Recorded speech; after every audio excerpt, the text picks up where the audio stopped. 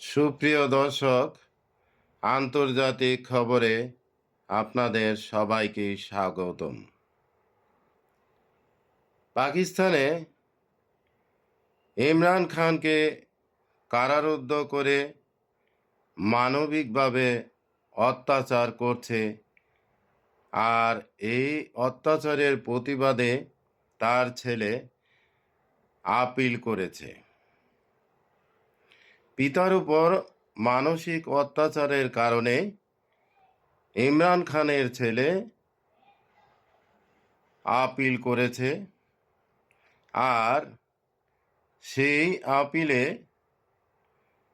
ইমরান খানের পক্ষে ওই দেশের জনগণের ব্যাপক সাড়া পাওয়া গিয়েছে।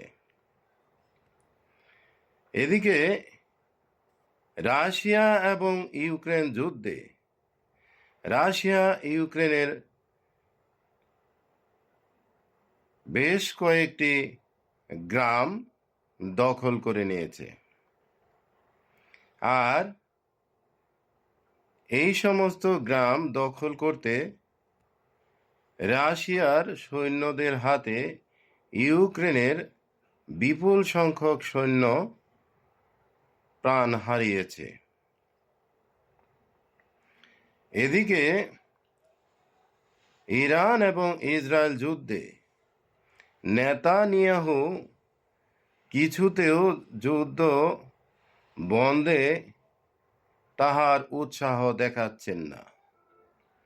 দীর্ঘমেয়াদী যুদ্ধ চালিয়ে যাওয়ার জন্য নেতানিয়াহু তাহার বিভিন্ন বন্ধু দেশকে আহ্বান করেছে। এদিকে ইরানও থেমে নেই।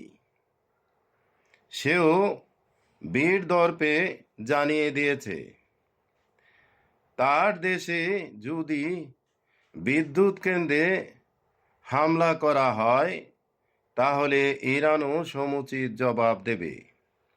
সেও ইসরায়েলের বিদ্যুৎ কেন্দ্রে হামলা করবে, আর এই হামলায় ব্যাপক ক্ষয়ক্ষতির সম্ভাবনা রয়েছে উভয় পক্ষের,